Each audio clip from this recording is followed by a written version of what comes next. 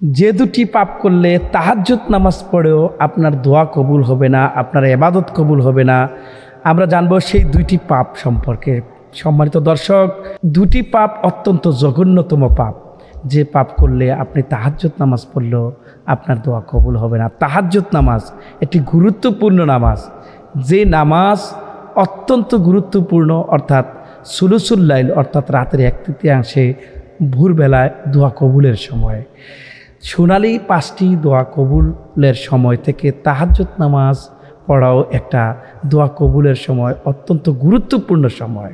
সম্মানিত দর্শক, এই জন্য আমরা চেষ্টা করব এই দুইটা কাজ যেন আমি কখনো না করি, আপনারা কখনো না করেন। যে দুটি কাজ করলে আপনার দোয়া কবুল হবে না, আপনি আল্লাহর কাছে গ্র্যান্টেড হবেন না। প্রিয় দর্শক, তাহাজ্জুদ একটা গুরুত্বপূর্ণ সময়, সেই সময়েও আপনার দোয়াটা কবুল হবে না।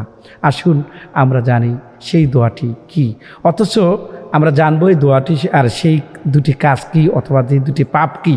সম্মানিত দর্শক, আমরা যেটা বলতে চাই যে তাহাজ্জুদ নামাজ, এই তাহাজ্জুদ নামাজ একটা গুরুত্বপূর্ণ নামাজ। আল্লাহ রসুল করিম সাল্লাল্লাহু আলাইহি ওয়াসাল্লামের হাদিসে এসেছে, নবীজি বলেছেন যে আল্লাহ সুবহানাহু ওয়া তাআলা তাহাজ্জুদ নামাজের এই টাইমটায়, অর্থাৎ নিকটতম আসমানে চলে আসেন। যে ইয়াংজিলু রব্বুনা ইলা সামাঈদ দুনিয়া, আল্লাহ সুবহানাহু ওয়া তাআলা দুনিয়ার আসমানে, অর্থাৎ প্রথম আসমানে চলে আসেন। এই প্রথম আসমানে এসে বলতে থাকেন যে কে আছো, যে আমার কাছে চাও, আমি আমাকে ডাকো, আমি তোমাদেরকে সাড়া দেব। যে মাইয়াদউনি ফাস্তাজিব লাকুম, আমাকে ডাকো, আমি তোমার ডাকে সাড়া দেব। মাইয়াস আলুনি ফাউতি, অর্থাৎ আমার কাছে চাও, আমি তোমাদেরকে দিয়ে দেব। মাইয়াগফিরলি ফাস্তাগফির লাহু, অর্থাৎ আমার কাছে তুমি ক্ষমা চাও, আমি তোমাকে ক্ষমা করে দেব। অর্থাৎ তাহাজ্জুদ নামাজ অত্যন্ত গুরুত্বপূর্ণ। আল্লাহ যে সময় নিকটতম আসমানে এসে বান্দাকে ডাকতে থাকেন, সেই সময় যদি এই দুইটা পাপ কেউ করে, দুইটা পাপের কারণে আল্লাহ সুবহানাহু ওয়া তাআলা তার দোয়া কবুল করবেন না, তার আমল কবুল করবেন না। 1 নাম্বার যেটা পাপ, সেটা হচ্ছে শিরক। সম্মানিত দর্শক, আমরা জানেন শিরক মানে হচ্ছে অংশীদার সাব্যস্ত করা, অংশ স্থাপন করা। আমরা বিভিন্ন সময় বিভিন্নভাবে বিভিন্ন শিরকের সাথে আমরা লিপ্ত আছি, অথবা বিভিন্ন শিরকের কাজ করে থাকি। এই জন্য আমরা শিরকের কাজ করলে আমরা মুশরিক হয়ে যাব। সম্মানিত দর্শক, আমরা কখনো এই শিরকের কাজ আমরা করব না। এই শিরক একটা মারাত্মক গুনাহ। এই ব্যাপারে আল্লাহ সুবহানাহু ওয়া তাআলা অসংখ্য আয়াতে কারিমা কোরআনুল কারিমে নাজিল করেছেন। সূরা আন-নিসার 4 নম্বর সূরা 48 নম্বর আয়াতে আল্লাহ সুবহানাহু ওয়া তাআলা বলেছেন, ইন্নাল্লাহা লা ইয়াগফিরু আইয়ুশরাকা বিহি ওয়া ইয়াগফিরু মা দুনা যালিকা লিমান ইয়াশা। আল্লাহ সুবহানাহু ওয়া তাআলা বলছেন, ওয়া মাই ইউশরিক বিল্লাহি ফাকাদ ইফতারা ইসমান আযীমা। সম্মানিত দর্শক, আল্লাহ সুবহানাহু ওয়া তাআলা এই আয়াতের মাধ্যমে আমাদেরকে বোঝাচ্ছেন যে নিশ্চয়ই আল্লাহ তার সাথে শরিক করার গুনাহ ক্ষমা করবেন না। এছাড়া অন্য যে কোনো গুনাহ আল্লাহ চাইলে ক্ষমা করে দিতে পারেন, আর যে আল্লাহর সাথে শরিক করে সে মহাপাপ রচনা করে। সম্মানিত দর্শক, এই সূরা আন-নিসার এই 48 নম্বর আয়াত আপনি যদি খেয়াল করেন যে সমস্ত গুনাহ আল্লাহ সুবহানাহু ওয়া তাআলা ক্ষমা করে দেবে, কিন্তু শিরকের গুনাহ আল্লাহ সুবহানাহু ওয়া তাআলা ক্ষমা করবেন না। সম্মানিত দর্শক, সূরা আন-নিসা অর্থাৎ 116 নম্বর আয়াত আল্লাহ সুবহানাহু ওয়া তাআলা একথাটা আবার বলেছেন যে ইন্নাল্লাহা লা ইয়াগফিরু আইয়ুশরাকা বিহি মা দুনা যালিকা লিমান ইয়াশা ওয়া মান ইউশরিক বিল্লাহি ফাকাদ দাল্লা দালালাম বাঈদা। অর্থাৎ এই আয়াতও আল্লাহ বলেন যে নিশ্চয়ই আল্লাহ যারা শিরিক করে শিরিককারীকে ক্ষমা করবেন না। তাছাড়া অন্য যে গুনাহ আছে আল্লাহ সুবহানাহু ওয়া তাআলা চাইলে ক্ষমা করে দিতে পারেন, তবে যারা শিরিক করে সে ভ্রষ্টতার পতিত হয়, সে খুব অর্থাৎ দলালাম বাঈদা হয়ে যায়, যে অত্যন্ত ভ্রষ্ট হয়ে যায়। সম্মানিত দর্শক, আমরা চেষ্টা করব এই শিরক থেকে বেঁচে থাকার জন্য। সূরা আল মাইদা 5 নম্বর সূরা 72 নম্বর আয়াতে আল্লাহ বলেন, ইন্নাহু মাইয়ুশরিক বিল্লাহি ফাকাদ হারামাল্লাহু আলাইহিল জান্নাহ ওয়া মাওয়াহুন নার। আল্লাহ সুবহানাহু ওয়া তাআলা এই আয়াতে বলেন যে নিশ্চয়ই আল্লাহ সুবহানাহু ওয়া তাআলা আল্লাহর সাথে যারা শরিক করে আল্লাহ তার জন্য জান্নাত হারাম করে দিয়েছে। প্রিয় মুসলমান ভাইরা, এই শিরক অত্যন্ত মারাত্মক গুনাহ। আল্লাহ বলেন ওমা লিয-যালিমিনা মিন আনসার, অর্থাৎ তাদের জালিমদের কোনো সাহায্যকারী থাকবে না, অর্থাৎ জালিমদের কোনো সাহায্যকারী থাকবে না। সম্মানিত দর্শক, এই যে শিরক সম্পর্কে আল্লাহ সুবহানাহু ওয়া তাআলা কুরআনুল কারীমে অন্যত্র বলেছেন, আর অনেক আয়াতে কারিমা রয়েছে যে আল্লাহ সুবহানাহু ওয়া তাআলা শিরককারীকে ক্ষমা করবেন না, মাফ করবেন না, তার দোয়া কবুল করবেন না, তার কোনো আমল কাজে আসবে না। আল্লাহ বলেন যে ইয়া বুনাইয়া লা তুশরিক বিল্লাহি ইন্নাশ শিরকা লা যুলমুন আযীম, সূরাতুল লোকমান অর্থাৎ 31 নম্বর সূরা 10 নম্বর আয়াতে আল্লাহ বলেন যে ইয়া বুনাইয়া লা তুশরিক বিল্লাহ ইন্নাশ শিরকা লা যুলমুন আযীম, যে ও আমার ছেলে, হযরত লোকমান তার ছেলেকে বলছে যে কখনো আল্লাহর সাথে শিরিক করবা না। শিরিক হচ্ছে এটা মারাত্মক গুনাহ এবং বড় ধরনের, নিশ্চয়ই শিরিক হচ্ছে একটা জুলুম অর্থাৎ বড় গুনাহ।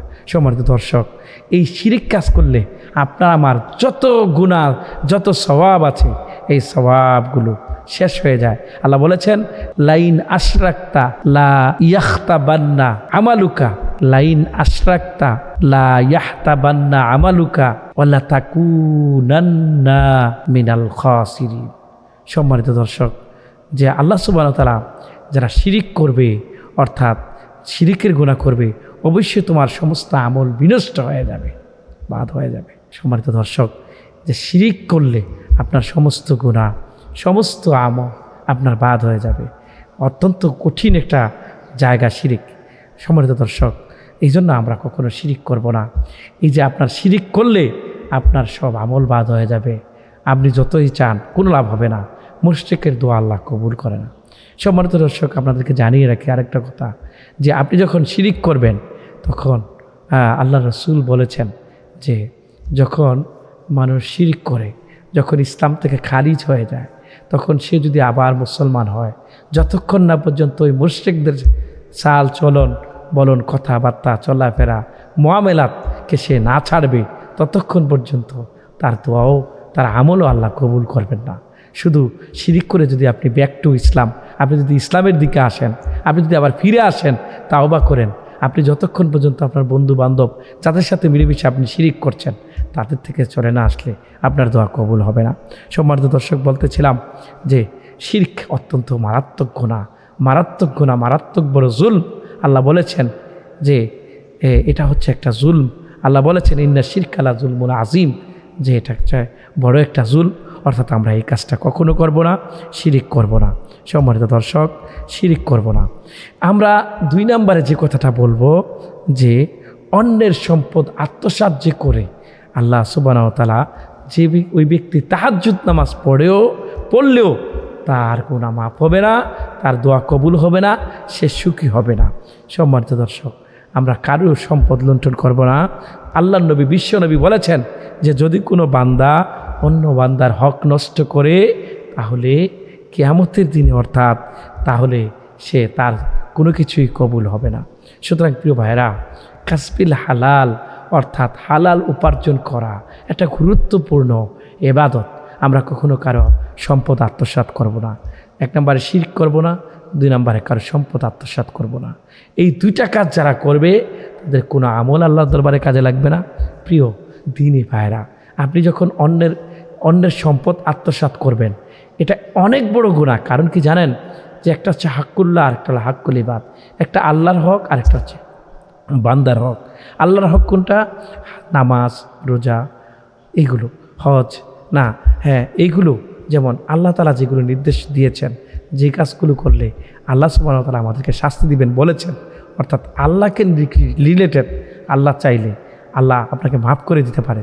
কিন্তু আমি যদি আল্লাহ বান্দার হক নষ্ট করি, কোনো মানুষ থেকে ছিনায় টাকা পয়সা নিয়ে আসি, সম্পদ দখল করি, লুণ্ঠন করি, চাঁদাবাজি করি, এটা কিন্তু আল্লাহর হক না, এটা বান্দার হক।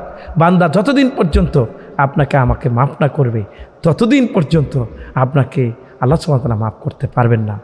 সম্মানিত দর্শক, আল্লাহ সুবহানাহু ওয়া তাআলা কোরআন কারীমে বলেছেন ইয়াউমা ইয়াফিরুল মারউ মিন আখিহি ওয়া উম্মিহি ওয়া আবিহি ওয়া সাহিবাতিহি ওয়া বানিহি।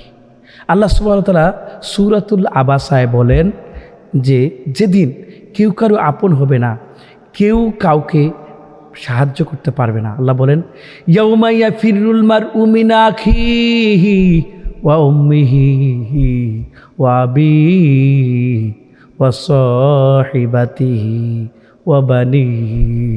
আল্লাহ সুবহানাহু ওয়া তাআলা এই আয়াতে বুঝাচ্ছেন যে কেউ কারো কোনো সাহায্যকারী থাকবে না, কেউ কাউকে সাহায্য করতে পারবে না। এজন্য খেয়াল রাখবেন প্রিয় মুসলমান ভাইরা, এই দুনিয়া আপনার নয়, এই দুনিয়া আমার নয়। আমরা যে আমাদের ছেলের জন্য মেয়ের জন্য অবৈধভাবে অনেক কিছু করছি, এগুলো আমরা করব না। কার হক নষ্ট করব না, কাউকে কষ্ট দিব না। যেদিন আল্লাহ আমাদের বিচার করবেন, মানুষ তার ভাই থেকে পালিয়ে যাবে, তার বোন তার পরিচয় দিবে না, বন্ধু বন্ধুর পরিচয় দিবে না, কেউ কারো পরিচয় দিবে না। ওই কঠিন মুহূর্তে আল্লাহ সুবহানাহু ওয়া তাআলা আপনার দোয়া কবুল যদি না করেন, আমল যদি কবুল না করেন, কোনো উপায় থাকবে না প্রিয় দর্শক। এই জন্য ওই সময়ও আল্লাহ সুবহানাহু ওয়া তাআলা অ্যাট দ্য রেজুরেকশান, অর্থাৎ যেদিন জাজমেন্ট করবেন আল্লাহ সুবহানাহু ওয়া তাআলা, অ্যাট দ্য রেজুরেকশান, যেদিন কিয়ামত হবে, ওই কঠিন দিনে যখন বিচার করবে প্রিয় দর্শক, সেই সময় যদি কোনো বান্দার হক আপনি মেরে থাকেন, আপনার কোনো উপায় থাকবে না। সেদিন কিন্তু টাকা পয়সা থাকবে না, সেদিন থাকবে আপনার নেক আমল। আল্লাহ পাক রব্বুল আলামিন নেক আমলগুলো আপনার থেকে সরিয়ে অন্যজনকে দিয়ে দিবে, যার আপনার কাছে অর্থ পায়। সম্মানিত দর্শক, এই জন্য আমরা খেয়াল করব যে আমরা কারো সম্পদ আত্মসাৎ করব না, আমরা কারো সম্পদ মেরে খাবো না, আমরা কোনো দিন শিরিক করব না। এই শিরিকের মতো জুলম থেকে, আত্মসাতের মতো বড় গুনাহ থেকে, বান্দার হক নষ্ট করা থেকে আপনাকে আমাকে হেফাজত থাকতে হবে। কখনোই আমরা কারো হক নষ্ট করব না, আমরা কাউকে কষ্ট দিব না। আমার মুআমেলাত, আমার মুআশারাত, আমার হায়াতের জিন্দিগি কখনো মানুষের সাথে খারাপ ব্যবহার করব না। হুসনুল খুলুক, অর্থাৎ আমরা আখলাকে হাসানা করব। আমরা চেষ্টা করব মানুষের সাথে ভালো আচরণ করার জন্য। আল্লাহ আমাদেরকে তৌফিক দান করুক। ওয়া আখিরু দাওয়ানা আলহামদুলিল্লাহি রাব্বিল আলামিন।